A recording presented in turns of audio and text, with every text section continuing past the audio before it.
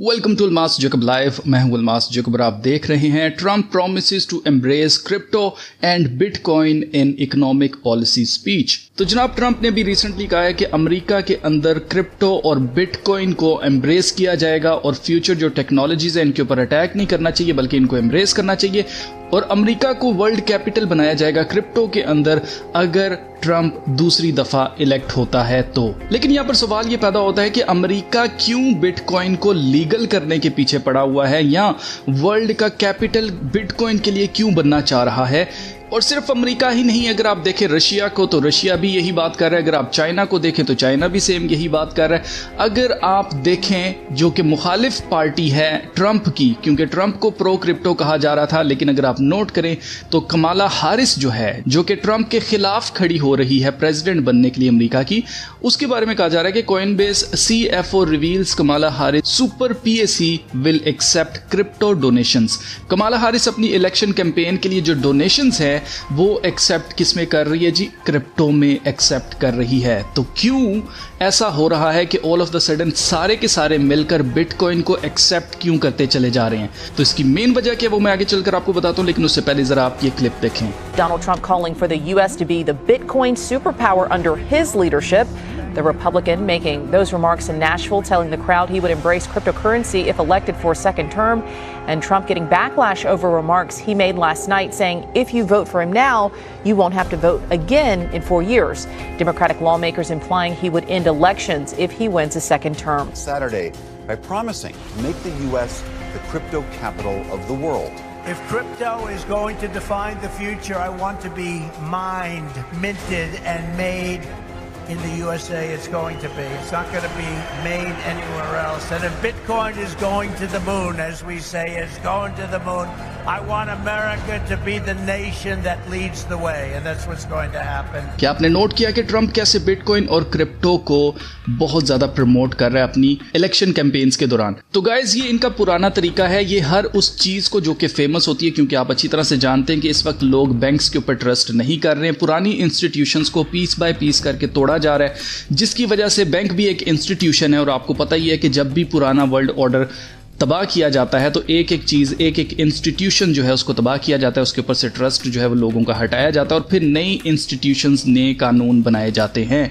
तो ये इनका पुराना पैटर्न है काम करने का। जो कोई भी पावर में रहना चाहता है, अगर आपने रोमन्स को देखा हो तो रोमन्स ने जब यीशु मसीह को एक्सेप्ट किया था तो उन्होंने यीशु मसीह को एक्सेप्ट नहीं किया था, उन्होंने एक यीशु मसीह का बुत बनाया था और इसी तरह से मुकद्दमा मरियम का एक बुत बनाया था और उसी तरह से अपनी बुत परस्ती को जारी रखने के लिए उन्होंने सिर्फ नई ब्रांडिंग की थी, नाम एक नया ले लिया था, एक नया बुत इंट्रोड्यूस करवा दिया था अवाम को, अपनी अवाम को। क्यों? पूरी की पूरी रोमन अवाम जो है वो क्रिश्चियन हो गई थी।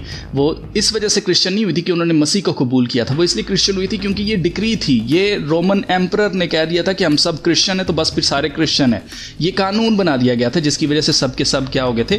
क्रिश्चियन हो गए थे। ये मैं रोमन्स की बात कर रहा हूँ, असली क्रिश्चियंस की नहीं, क्योंकि असली क्रिश्चियंस को देखकर रोमन्स को ये खौफ आया कि अगर ये बढ़ते गए, क्योंकि इनकी तो कोई बाउंड्री नहीं है, इनकी तो कोई हदूद ही नहीं है, हर रंग और नस्ल का बंदा जो है वो मसीह को कबूल करता जा रहा है, तो अगर ये लोग एक बहुत बड़ी कौम बन गए तो ये हमारे ऊपर हमला कर सकते हैं और ये पूरी दुनिया के ऊपर राज करेंगे। तो अगर हम राज करना चाहते हैं तो हम क्या करते हैं? हम हाईजैक कर लेते हैं यीशु मसीह को और फिर हम क्या करेंगे? उनके बुत बना के उसी तरह से पावर में रहेंगे। इसकी प्राइम एग्जाम्पल हमें मिलती है इंडिया की एक मूवी आई थी, ओ माई गॉड। आपको याद होगा पहली मूवी जो थी उसके अंदर जो परेश रावल है वो केस करता है गॉड के ऊपर, जो कि एक्ट ऑफ गॉड, वो आपको पता है ज़लज़ला आता है और उसकी सारी दुकान टूट जाती है, जो कि मूर्तियों की दुकान होती है उसकी। और इसके अंदर जो है वो दिखाया जाता है कि परेश रावल जो है वो कोमा के अंदर चला जाता है, उसकी बड़ी जंग चल रही होती है इनके साथ, मजहबी लीडर्स के साथ। लेकिन जैसे ही वो कोमा में जाता है तो कुछ ही हफ्तों के बाद क्या होता है कि उसका बुत लगा दिया जाता है मंदिर के अंदर और उसकी पूजा शुरू हो जाती है, यानी कि उसको भगवान बना दिया जाता है। सेम इसी तरह से ये करते आए हैं। जो भी चीज़ बहुत ज़्यादा फेमस हो जाती है, जिसके ऊपर अवाम का ट्रस्ट होता है, उसको ये लेकर क्या करते हैं? नई ब्रांडिंग करते हैं। अब ये आपको रिसेंटली याद होगा यूके के अंदर एक शख्स है जिसका नाम रॉबिन्सन है, जिसने वहाँ पर यूके के अंदर आपको पता है कि मुसलमानों की और क्रिश्चियंस के दरमियान जो फाइट करवाई गई और बहुत ही बुरे हालात वहाँ पर पैदा किए गए। तो रॉबिन्सन जो है उसका पता चला कि उसका तो असली नाम ये है ही नहीं है और ये पास्ट में कई दफ़ा अपने नाम को चेंज करके नई ब्रांडिंग करके सामने आता रहा। उसकी रीज़न क्या थी? उसकी रीज़न ये थी कि वो एक बैंक करप्ट शख्स था, उसको लोन कोई बैंक नहीं देता था और दूसरे नंबर के ऊपर वो पॉलिटिकली एक बदनाम शख्स था। तो वो हमेशा एक नए नाम के साथ, एक नई ब्रांडिंग के साथ सामने आता है। आपको पता है कि एक चीज़ जिसके बारे में कुछ पता नहीं होता या जो भी चीज़ नई होती है, आपने ये चीज़ सुनी ही होगी कि नई नवेली जो दुल्हन होती है उसको देखने हर कोई आता है। तो इसी चीज़ को, इसी फॉर्मूले को इस्तेमाल करते हुए ये पावर में रहने के लिए क्या कर रहे हैं कि क्रिप्टो को एक्सेप्ट कर रहे हैं।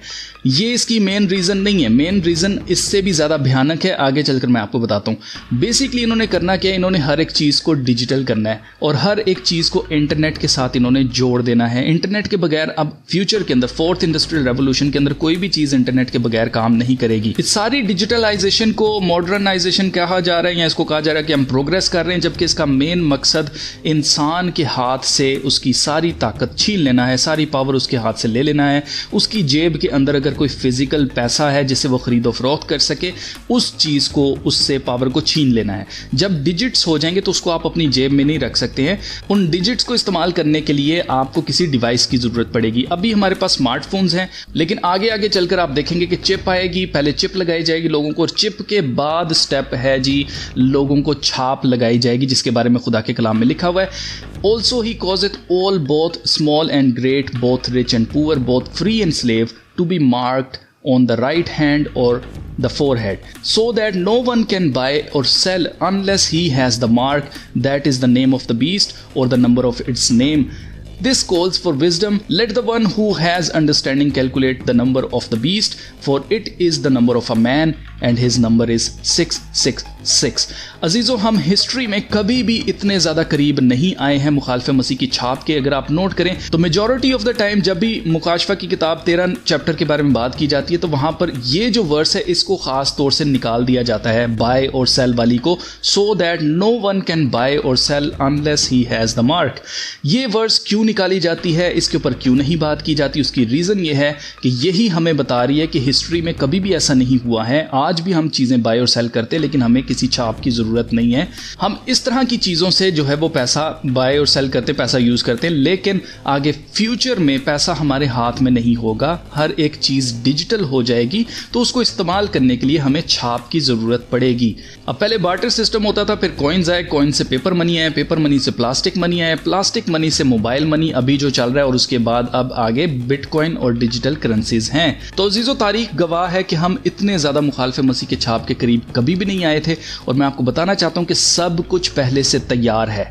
अगर आप नोट करें तो हुकूमतें इसको एक्सेप्ट करने के लिए तैयार हैं। पहले इसको इल्लीगल कहा गया, अब इसको लीगल बनाया जा रहा है।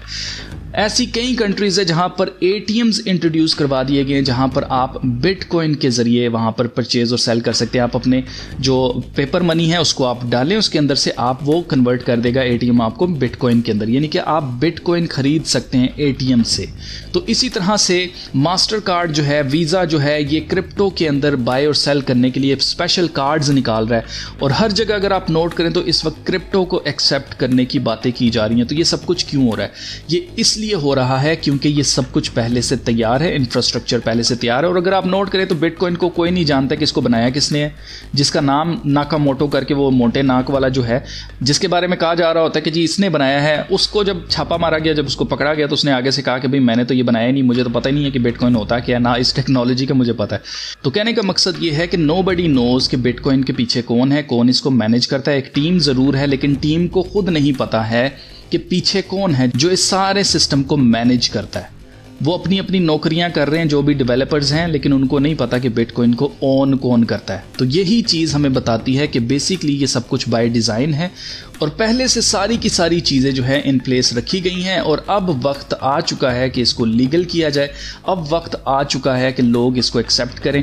और एट द एंड होगा ये कि जो कोई भी डिजिटल करेंसी को इस्तेमाल करना चाहेगा उसको इंटरनेट की ज़रूरत पड़ेगी, और इंटरनेट से भी बढ़कर उसको एक छाप की ज़रूरत पड़ेगी जिसके बगैर वो ख़रीदो फरोख्त नहीं कर सकेगा।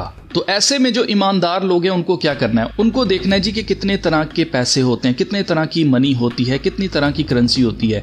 तो आपको हर तरह की करेंसी को रिसर्च करना है और आपने कोशिश करनी है कि अगर आप डिजिटल के अंदर पैसे कमाते हैं, अगर आपकी जो पे आती है, सैलरी आती है, वो डिजिटल मनी में आती है, तो उसको आपने फिजिकल में कन्वर्ट करते चले जाना है।